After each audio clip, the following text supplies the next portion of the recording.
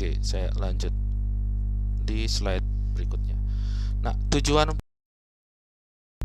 perkuliahan secara umum ini saya buat 2 poin. Nah, ini disarikan dari berbagai dokumen dan juga diskusi dengan beberapa dosen pengampu sebelumnya.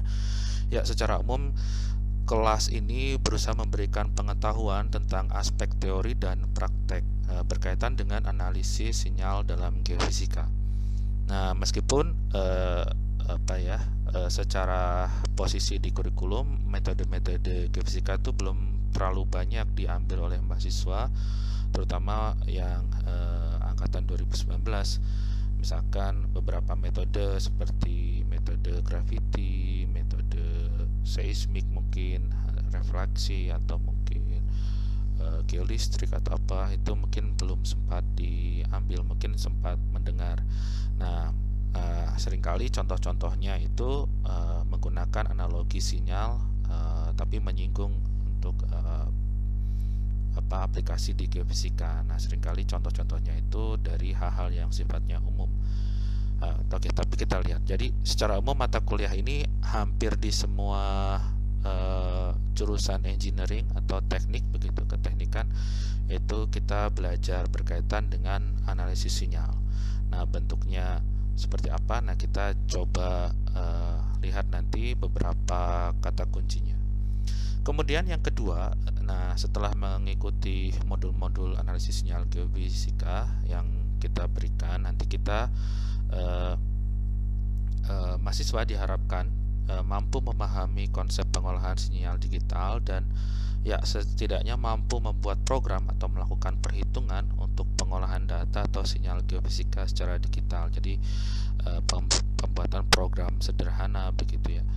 Nah, bisa jadi dalam konteks ujian mungkin itu berkaitan dengan komputasi begitu. Nah, dari sini tentu saja kita mengingat kembali mata kuliah yang sudah dipelajari sebelumnya, yang sebagian besar mungkin sudah lulus di mata kuliah komputasi, mungkin belajar dengan bahasa pemrograman. Nah, itu mungkin kita bisa gunakan, aplikasikan dari tugas-tugas yang nanti akan diberikan. Plotting grafik berarti kurva gitu ya, fungsi ya, sinyal begitu ya.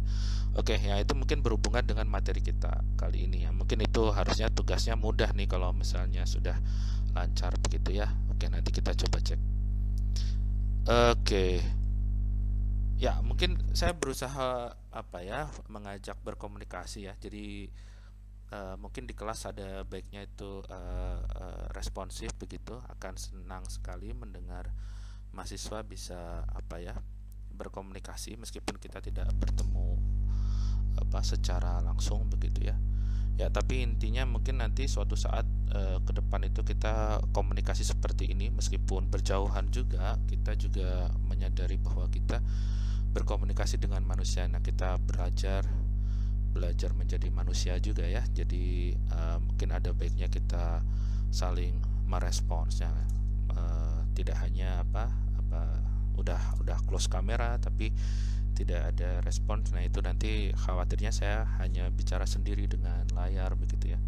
Suatu saat mungkin nanti ke depan Anda atau peserta kuliah ini nanti semuanya juga akan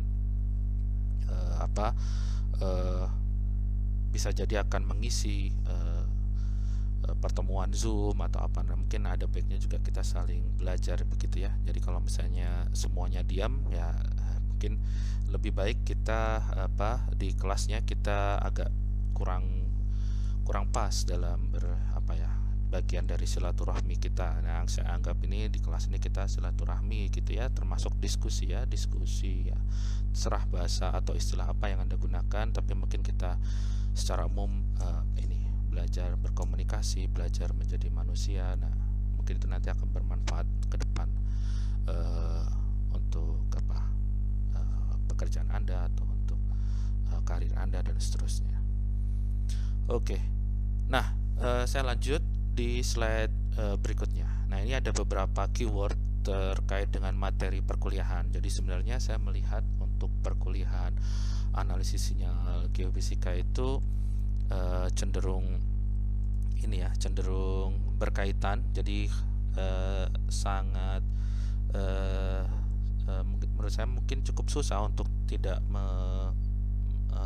mengaitkan dari topik bahasan yang disampaikan. Jadi semuanya saling terkait. Nah, kalau kita menyinggung sinyal, mungkin kita berhubungan dengan sampling, dan mungkin kita berhubungan dengan sistem konvolusi, Dirichlet Fourier. Nanti kita akan belajar transformasi Fourier untuk sinyal analog, dan kemudian nanti untuk FFT. Pada akhirnya kita akan belajar DFT dan FFT dan filtering. Nah, itu adalah beberapa hal mungkin yang belum ada di sini berkaitan dengan korelasi. Mungkin kita nanti juga akan singgung juga.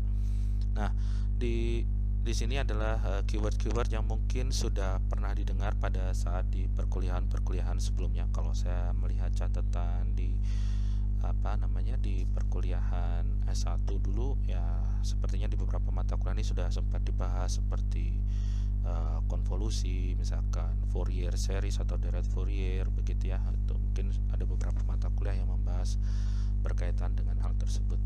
Nah, kita coba melihat itu nanti mungkin sedikit lebih lebih rinci, mungkin harapannya seperti itu. Nah, dari contoh-contoh yang relatif sederhana.